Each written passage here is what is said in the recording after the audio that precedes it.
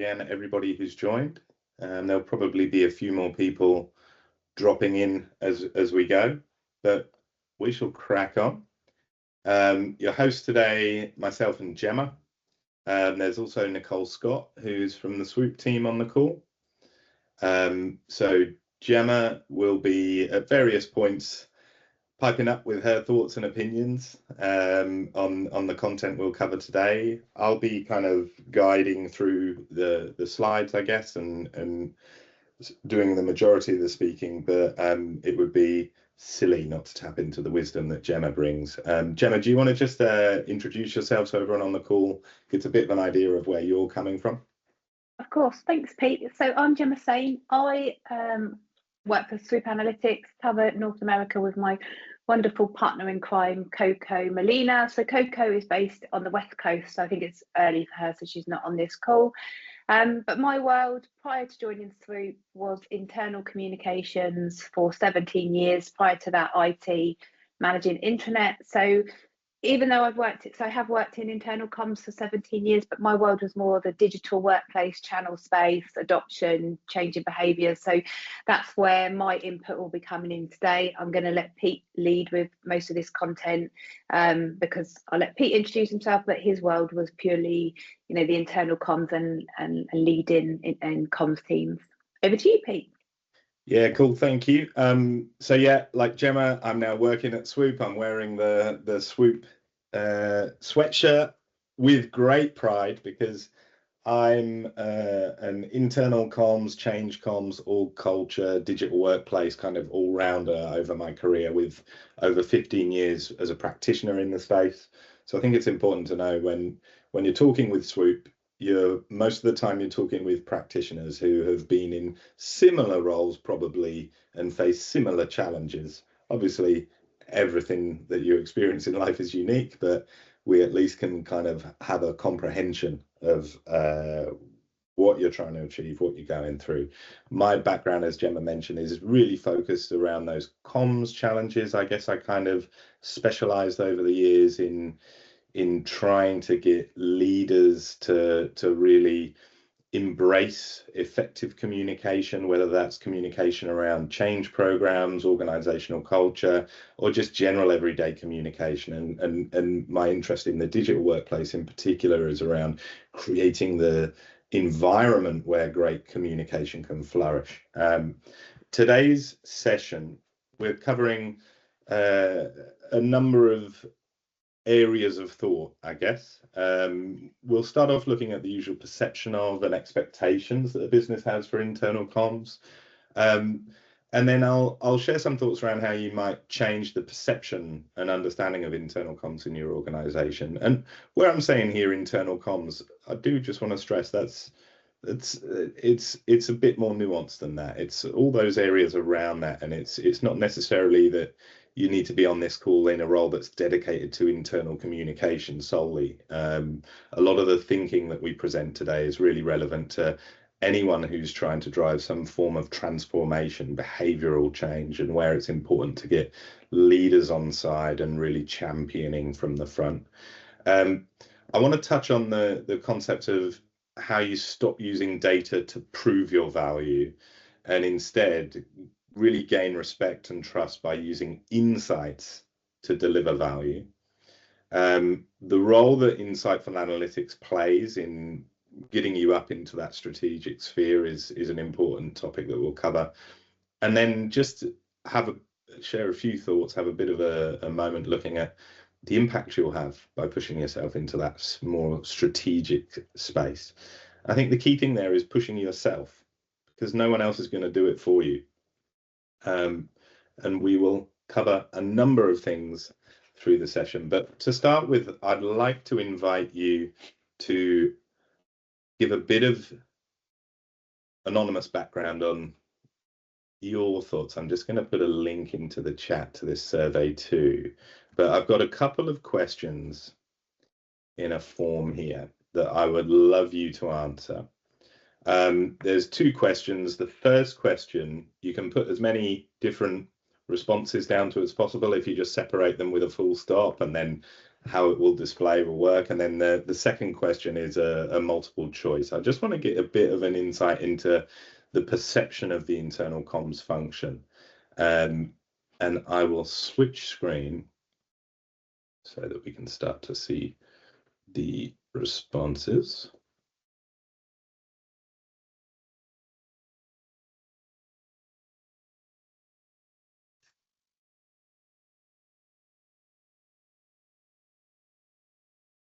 It might take a moment because it's the form with 2 questions. Some of you may be putting down a lot of responses to this first question of what do you think colleagues across the business think you do?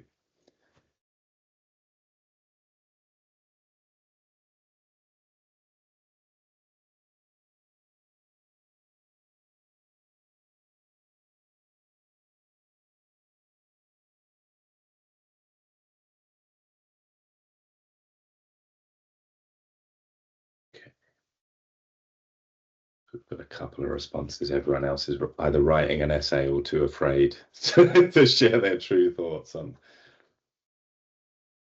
This is one of those that you think of that meme with what I think I do, what my mum thinks I do, what my colleagues think I do, and what I actually do.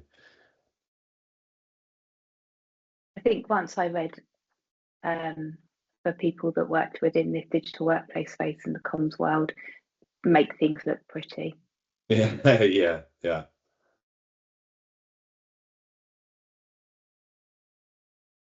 Interesting. Yeah. Okay, interesting. LMS, emails, spread information, technical training. Herd cats. Whoever put that, I feel your pain.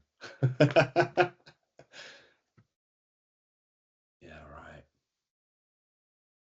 So this is interesting. Whenever I put this question to people, you do tend to get quite a range of responses, and this is the point I'm making around. We're talking about internal comms on here, but that can mean so many different things in different organizations.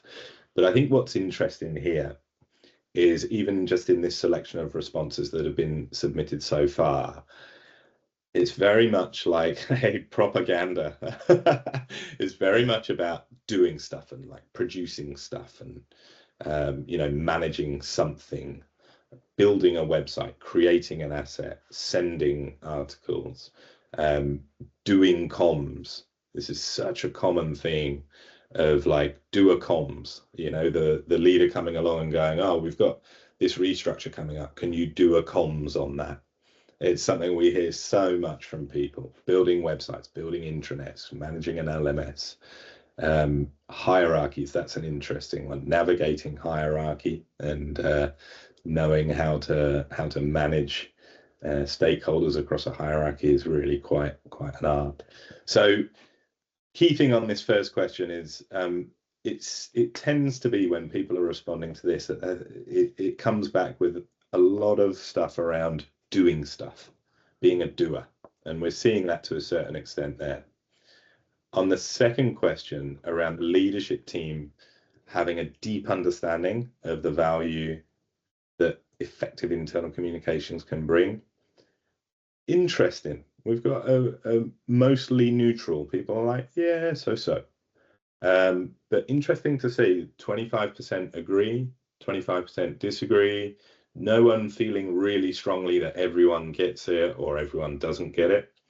And again, this is that thing where there's quite a sort of area for improvement in terms of the perception of internal communications, effective communication, effective focus on kind of nurturing the right sort of environment to be adaptable and effective at driving change and transformation.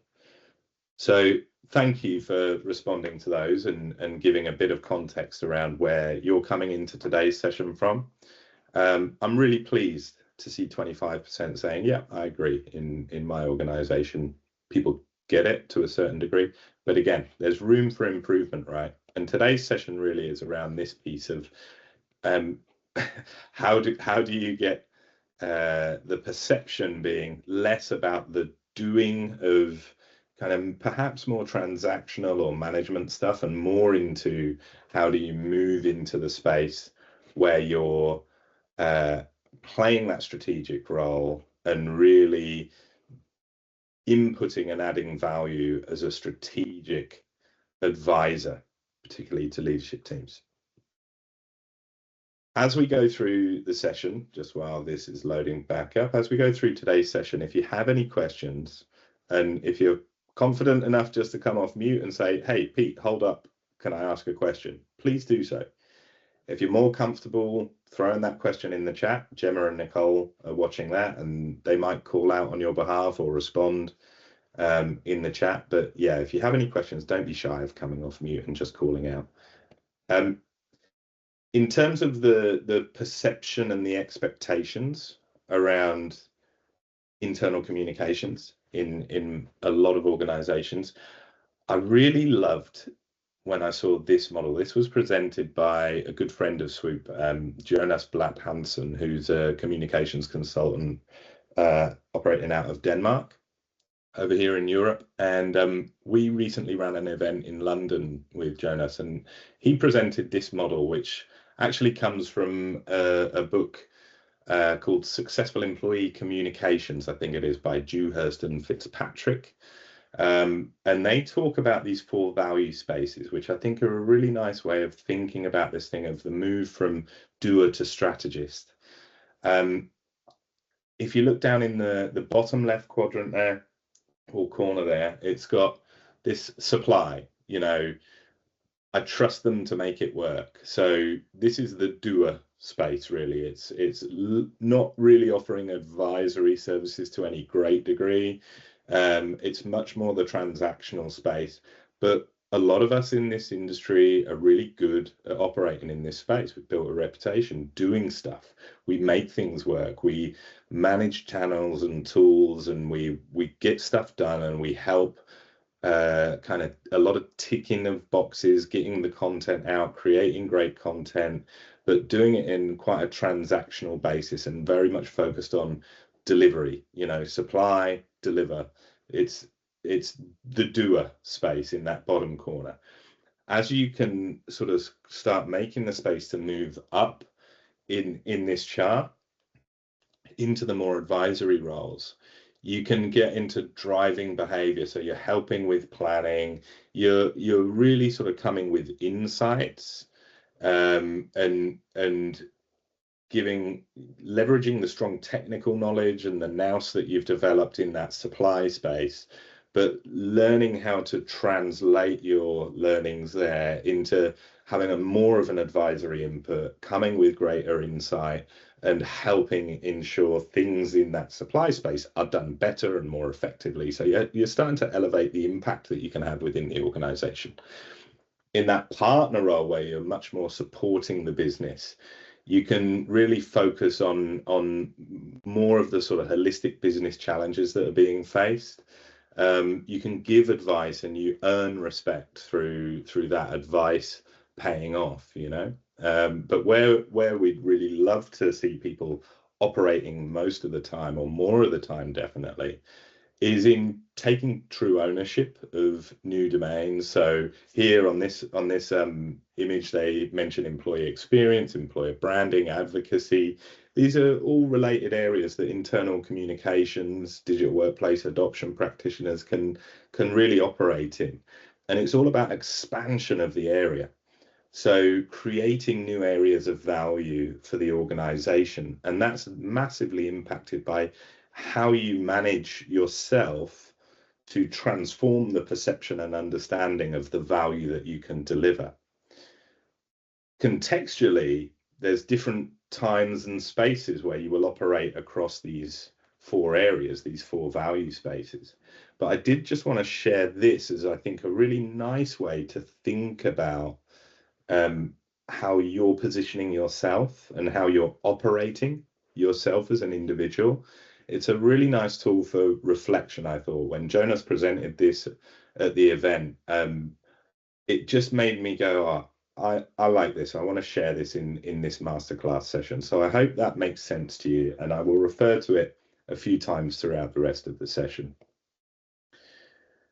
I think the key thing that we see time and again with Swoop customers and friends and people that we chat to in the industry, is a new mindset is required if you want to really get into that advisory space. And one of the key things that we see when obviously being Swoop Analytics, we're specializing in helping put insights at the fingertips of practitioners. And one of the big transformational moments that we see is when practitioners realize analytics and using data and insights, there's a real art to it, but it's not a particularly complex thing, or it doesn't have to be a particularly complex thing. And the mindset that I always try to espouse is stop using data to prove and start using insights to improve. And this kind of mantra becomes a bit of a way to reflect on how you're using data. Are you just using data to create reports so that you can say to leaders, look how fantastic this campaign was? You know, we're running this big change program. We've done a campaign around this particular thing, and oh, look, 60% of the organization have read the intranet news story. We've had hundreds of comments on Viva Engage. So what? That's data, and a lot of that is you patting yourself on the back and trying to go, if I can show, if I can prove that the transactional things we're doing in that supply level, if I can prove that they're really reaching people and hitting the mark, then that's going to lead to respect. But actually, once you get into the mindset of realizing it's not about the data per se, and it's not about proving that what I have done is successful, where the real value starts to get unlocked and you move up those value spaces is when instead you have the mindset of, I want insights to help the organization improve.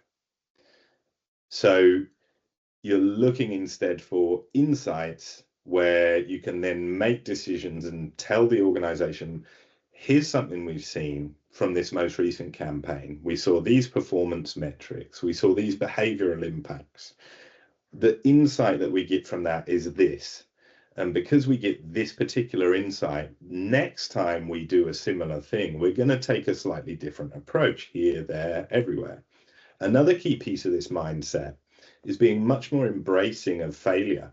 And over the last sort of 15, 20 years, there's been loads of stuff around innovation where everyone's going, you know, fail fast, embrace failure. And that's a really key piece that does actually build respect if you can do it in a sensible way, right? And I think focusing on insights rather than data and improve rather than prove, you really start to shift your mindset around that. One thing that Swoop really wants to do is make it easy for practitioners to get insights rather than just data. And so I want to take a little moment now just to look at what am I talking about when I'm saying data versus insights, and try and make some sense of this to those of you watching on. Swoop, like everyone else, is really getting on the AI train and thinking about how we can leverage this to help people on this mission to put insights at the fingertips of people who often aren't data analysts. You don't have loads of training in, you know, what is data, what is an insight. We've got loads of research, loads of benchmarking reports and studies and research. Jennifer, yes, we will be sharing the slides after.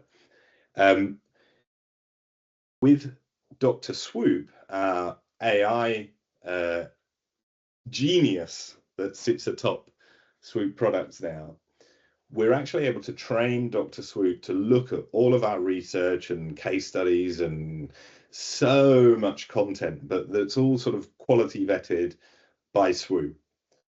So we can tell Dr. Swoop, looking at this knowledge base that we've got, what's this data telling me? And it's all about that mission to put insights at your fingertips. In terms of what is data versus information versus knowledge versus insight, I'll try and explain that now over this couple of slides here. So on the left here, we've got data, right? So you're an internal comms practitioner, you're a genius in that supply space, you create amazing content, you're fantastic at getting people to create great content. And then you're going, right, now I need to measure it in order to prove that what I've done is fantastic. And you might see something like on the left here, here's this string of data. Oh gosh, what does that actually mean? And what Swoop over the years has become expert in is turning that data into actual information, right? So you've got this sort of complex looking mess of data. How do you actually turn that into something that's useful? Information is fantastically useful, right? But you're still needing to know, what does that actually mean? So here we can see that data actually relates to a response rate report. So you can see how many posts in your Viva Engage network actually have replies, how many have reactions, what time frame those replies came in. So useful information if you know what it relates to. With Dr. Swoop, what we can do is we can help those people who don't necessarily know, okay, this is why response rate is relevant. This is what it translates to. So this is the first stage of turning information into knowledge, right? So in Swoop, you can see on this image here, this little sparkle icon. You have the ability on this report just to click that icon, and then Dr. Swoop will automatically give you a summary of that particular report. So it will give you some insight into, okay, this is what this actually means. This is how it might be interpreted best by you. But you're thinking, okay, what do I do with that? So you can actually then ask Dr. Swoop and go from that knowledge space through to insights and action. So you're going, okay, response rate, great. Here's the summary of what that means. I've got that knowledge now. How can I improve this? Really important question, right? So Dr. Swoop will then reference all of our research, all of our studies, all of our reports, and it will say, hey, if I was in your shoes, this is what you can do to improve that. So when you think about moving from being seen as a doer to a strategist, you can hopefully see just from this little example of moving from data through to information into knowledge, and then all the way up to insights and action and research backed, like solid insights and action recommendations, all powered in a couple of clicks and a question. That's a really nice, succinct, simple way to show how Swoop is on a mission to try and make that easy for you. And where it really comes into play is it helps you start living this mantra of stop using data to prove and start using insights to improve. Because maybe you've been previously just including in your leadership reports, here's the response rates, and you've got nice numbers in there that look really positive. But where you can elevate your practice, if you're getting into that actual insight space and action space, that's where you're getting up into that top right quadrant. Now, this is where I go full nerd mode. And some of you, I'm sure, have seen this. This is the Cynefin framework. I think I'm pronouncing it correctly there, but I'll just write in here because this is something I always urge comms, change, culture practitioners to look up. That's Cynefin. So it's a Welsh language word. So don't pronounce it Cynefin. Otherwise, the guy behind this gets very grumpy. But this basically talks about these different kind of realms. I'm doing a very mishmashed interpretation of this. Read about it, watch the real thinkers on this, or just Google it, find information on this, because it's a really nice way of looking at the world when you're dealing with humans in particular, where your internal comms, change, adoption, those sorts of realms, you're always operating in that top left quadrant of complexity. So you are operating in a complex environment. Basically, at its most basic, and this is a bit of a sort of shoddy version of the theory, but at its most basic, this is about saying you're operating in an environment. that operating environment might be chaotic, where you've got unknowable unknowns. It's really volatile. It's very urgent. Or you might be in a really obvious environment where you don't really need special expertise. You've got known knowns. If we do 1 + 1, we're going to equal 2. Complicated environments. I think most people operating in organizations mistakenly feel like they're working in a complicated environment where there's known unknowns. You know some things that you don't know. Cause and effect are knowable by experts and are repeatable. This is really around sort of going, well, I guess this comes to play in certain ways, but one example might be you worked in one company for a few years and here's how you approached your internal comms. You move to a different company and you go, oh, well, we did it really well there and it was really effective. I'll just transplant those good practices I had in my last company into this new company. But it doesn't have the same impact because humans, and context and all these sort of spinning plates in different contexts with different people. And so that's where you find yourself, you're actually operating in a complex environment where you don't know what you don't know. And you can only really know cause and effect by looking at what you've done, learning from that, and then seeing and trying stuff. And this is that realm of what's called emergent practices. And I think this is really important when you're thinking about how do I move from that supply level space, being a doer, up to being a strategist. I love to encourage people to look at this Cynefin framework where if you get into this complex mindset of understanding the complexity that you're dealing with, it becomes really clear in a lot of ways that you need to be operating in this space of emergent practice, which is you run experiments, you test something, test a theory, test an idea, you measure it and get insight so that you can then adapt. So you're in this space of constantly emergent practice, which is where there's no end game. You're always working on this and you're always learning. In order to be in that space and to operate effectively, you need to have good data that you can get solid information from, that you can turn into knowledge and then into insight and action. And you're always correcting your path. So this is why I'm so passionate about analytics in the internal communication space. And I hope this is making sense to you. As anyone, I'm conscious I've been going blah. Has anyone got any thoughts or questions around what we've covered so far, looking at this move from data to insight, and then this concept of operating in complexity? Does anyone have any questions or thoughts on what we've covered so far? I'll just give a moment of pause and see if anything bubbles up.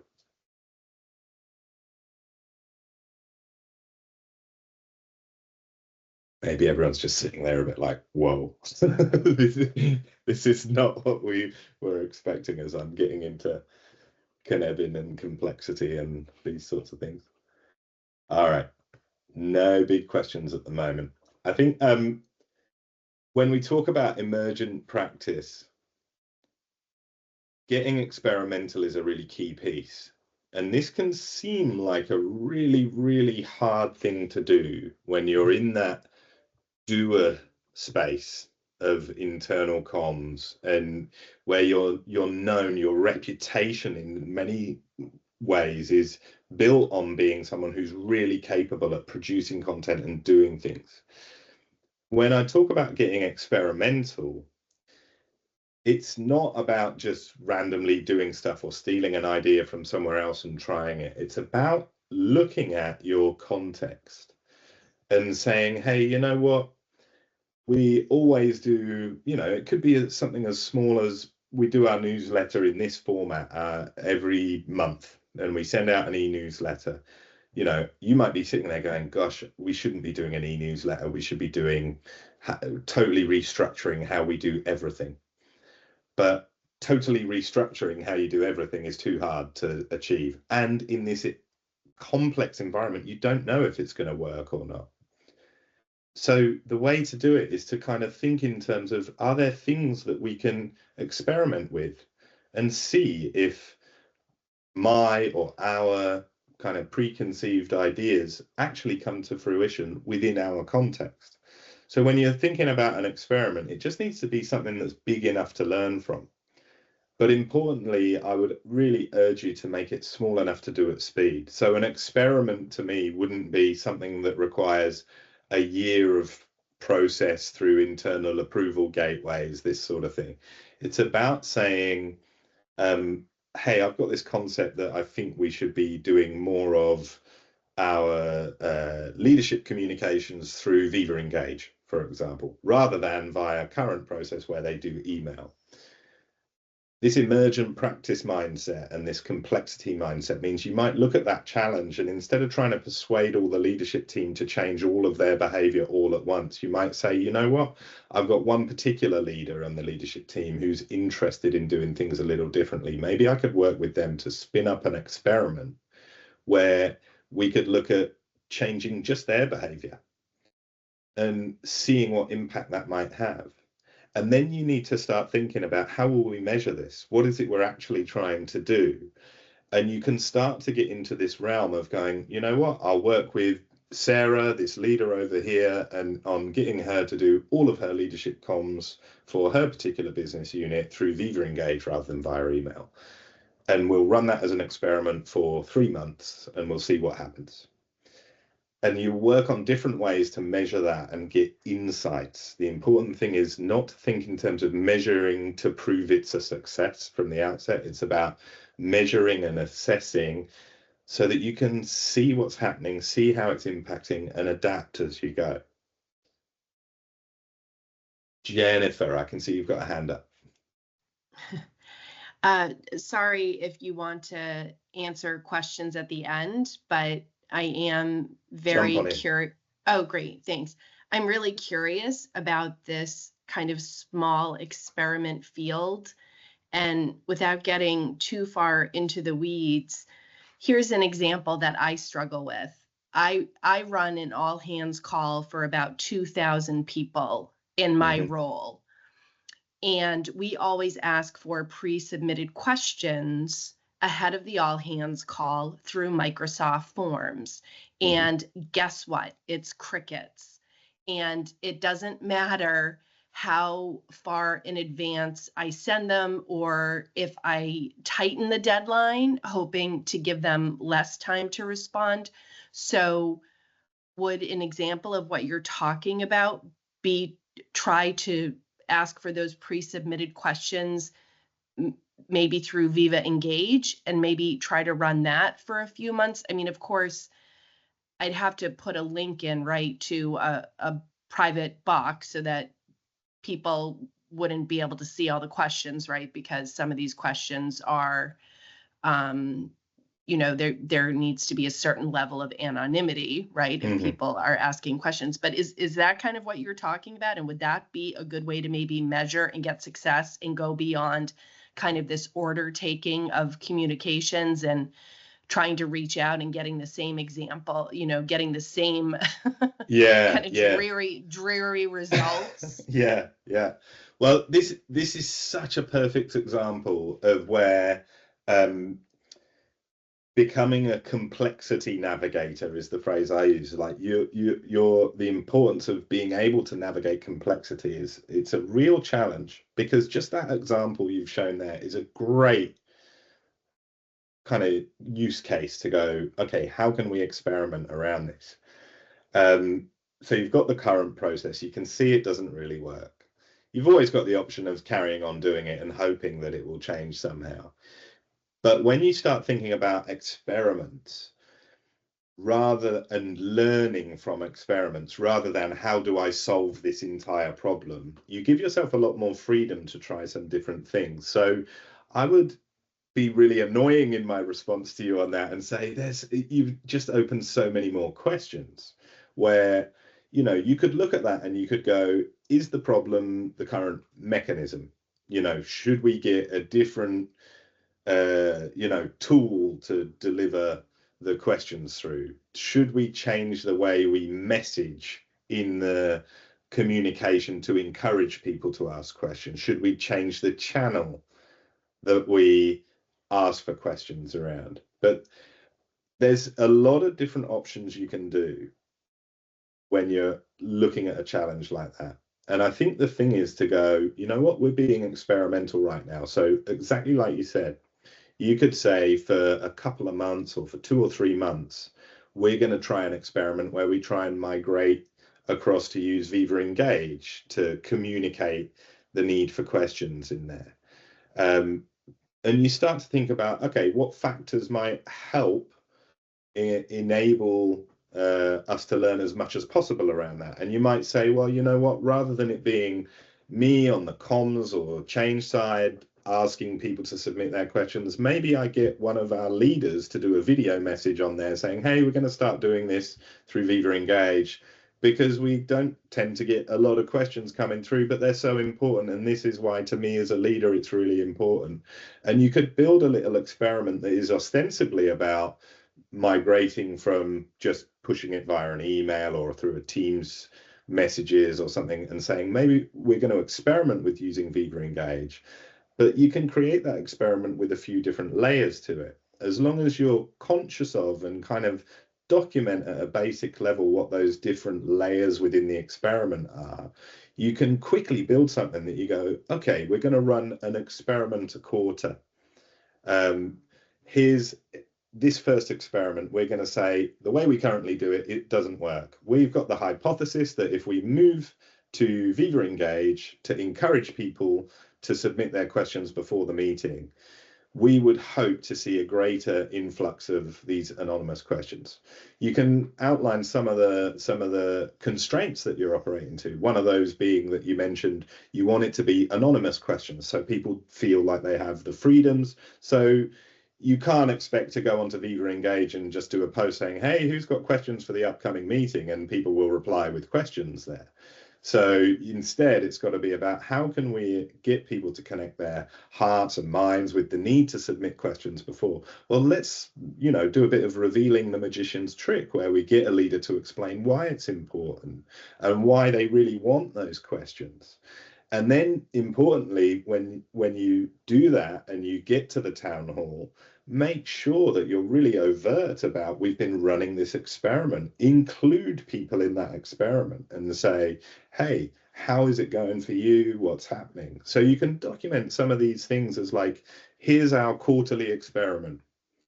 And then you can get people on board with that. You can be open about it, trying something different, and talking to the why behind why you're doing this is really important as well, and giving people a real opportunity to engage with it. So that's like one little thing, and I've gone, bang, you've got all these opportunities to experiment.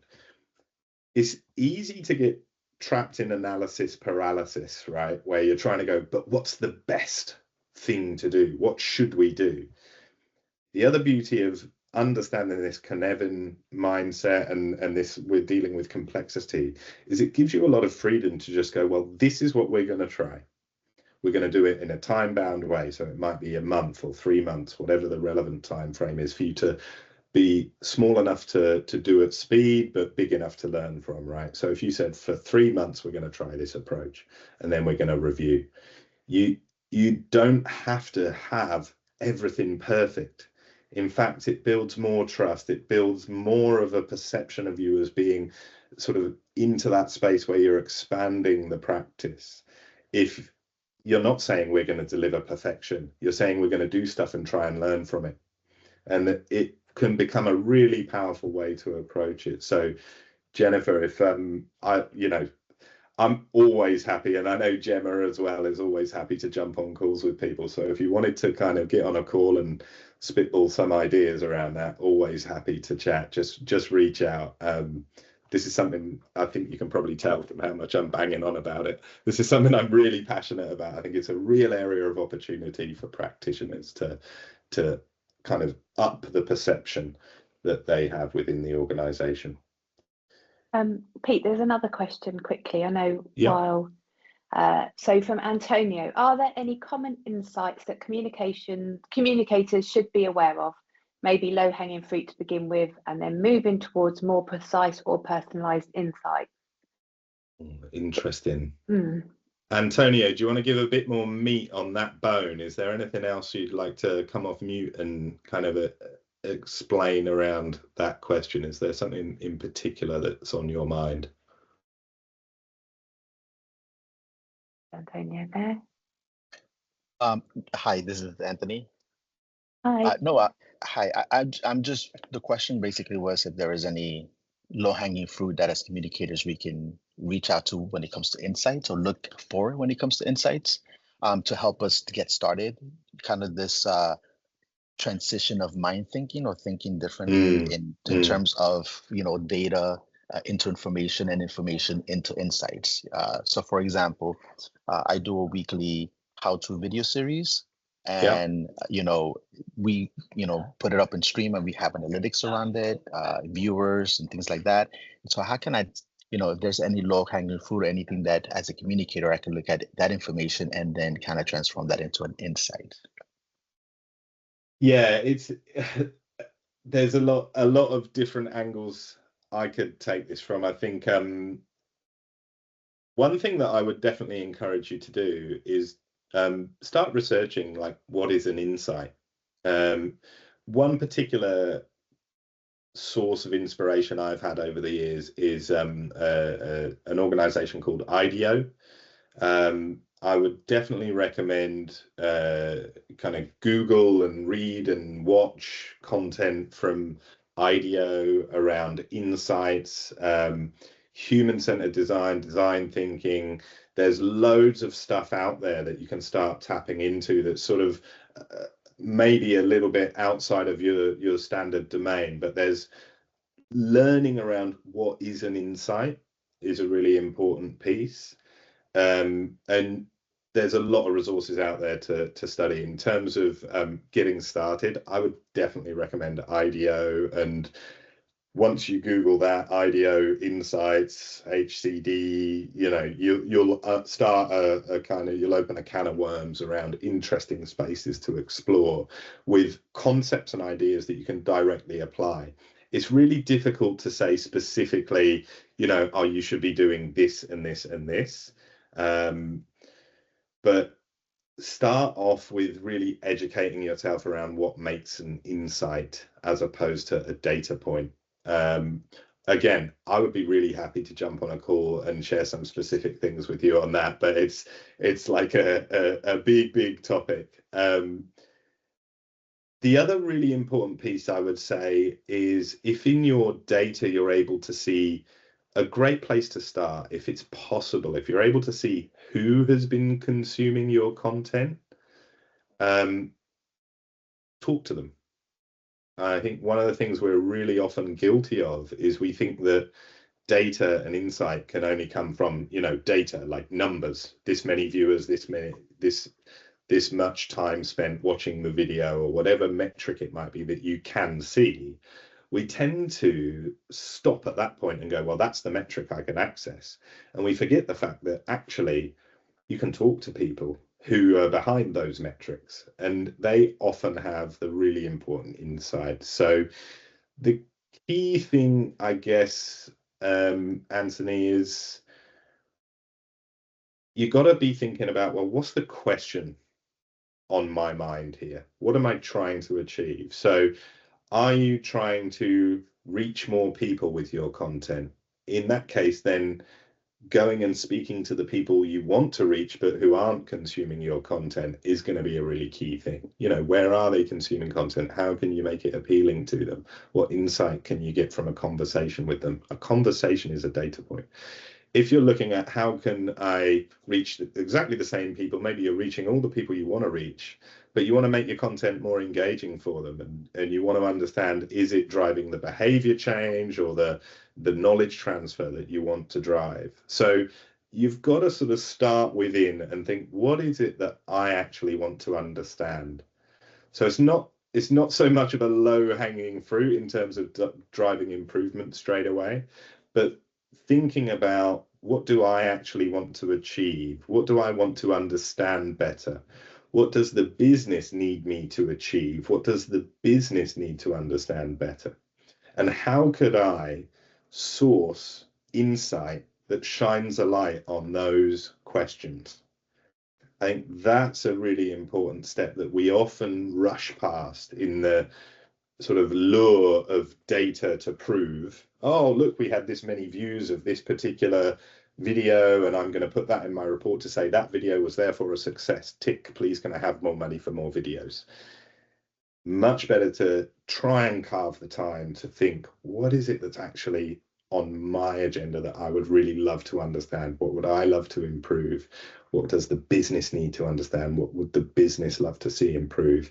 And what data can I access to throw some insight on those key questions? So taking the time to understand the actual questions you want to ask is really important. Really important as well with your leaders, understanding if you're trying to build respect and trust and reputation amongst a leadership team, really important to put yourself in their shoes and think from their perspective around, well, what's motivating them? What do they want to improve? What do they want to understand better? And how can I help them do that? And then coming back to what's on the screen right here, this is just something I love to share with people around turning insight into action. And this is I call this Driscoll's model. I don't know if that's officially what it is. I've never been inquisitive enough. I don't know why. I just love this. I've started using it straight away, and I haven't actually been inquisitive enough to go, who's behind this? What's it about? But this is a way to present to leaders in particular. I found it really successful way to think about how you're presenting insight to them, and turning that insight into action. And this, through practice, can become a really great way to shift the perception of the value add much more into that strategic space. So if you can access some really rich data, you can get some great insights from a tool like Swoop, you can say, hey, what's happening? Here's what we're seeing. Maybe you've then used Dr. Swoop to go, well, what does this mean? How can I interpret this data? And you present that as the so what piece. So you go, okay, we're seeing this data point, we're seeing this information. So what? Well, this means X, Y, and Z.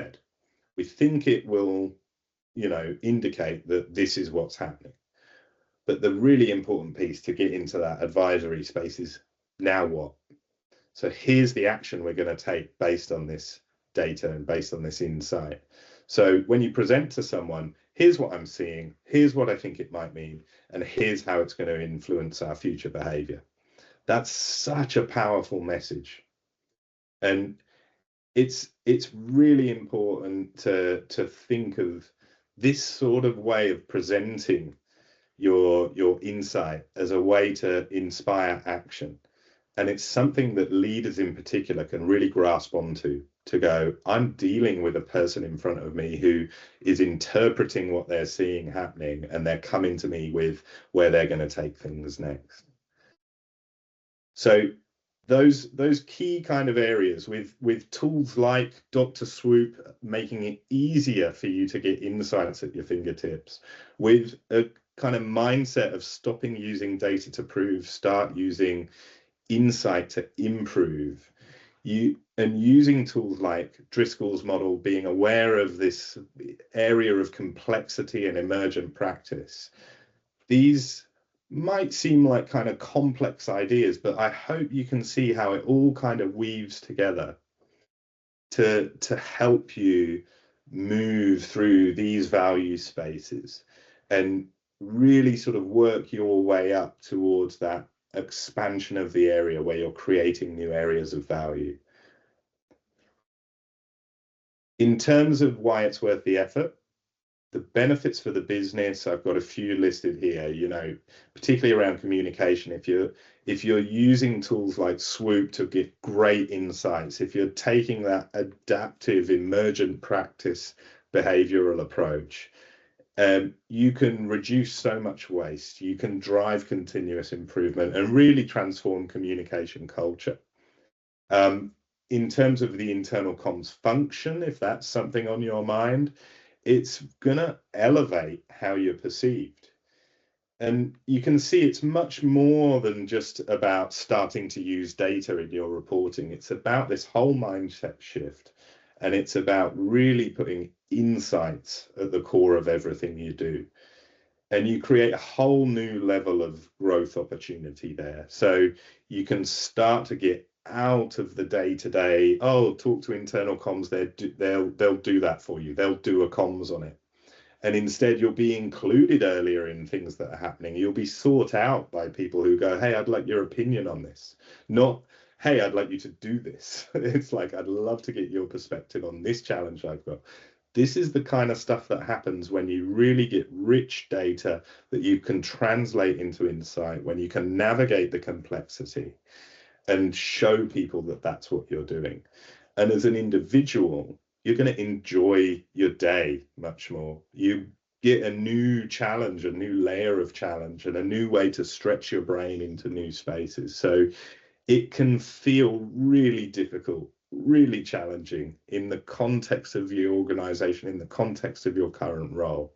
But if you've got any urge within you at all to be getting out of that doer space and up into that strategic sphere, you have to start making time in little ways. Treat yourself as an experiment and go, where's a little area that I can get started in?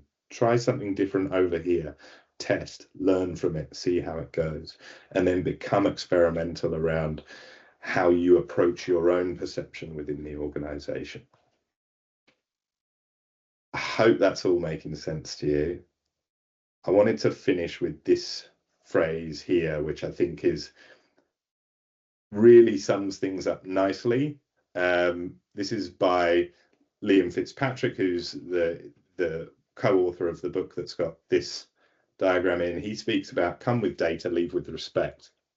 Now, with respect to Mr. Fitzpatrick, I would say perhaps we need to update that to come with insight, leave with respect. But, you know, semantics to a certain degree.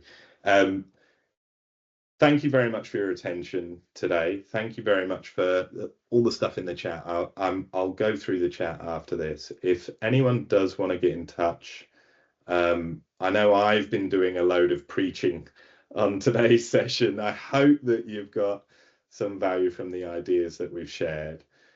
And if you do want to talk, hit me up on LinkedIn. Please reach out. Always happy to have a chat, share my experiences. We can connect you with other people who are doing amazing work as well. We're always happy to do that.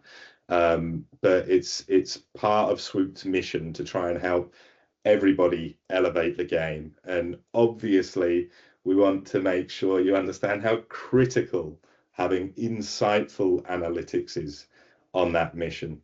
So, yeah. And Tim, I see there, yeah, take advantage of Dr. Swoop. We're all obsessed with it internally within Swoop. It's just absolute magic. So, yeah. Thank you very much for your time, everyone. Have a lovely rest of your day or your evening or your morning, wherever in the world you are. And thank you so much.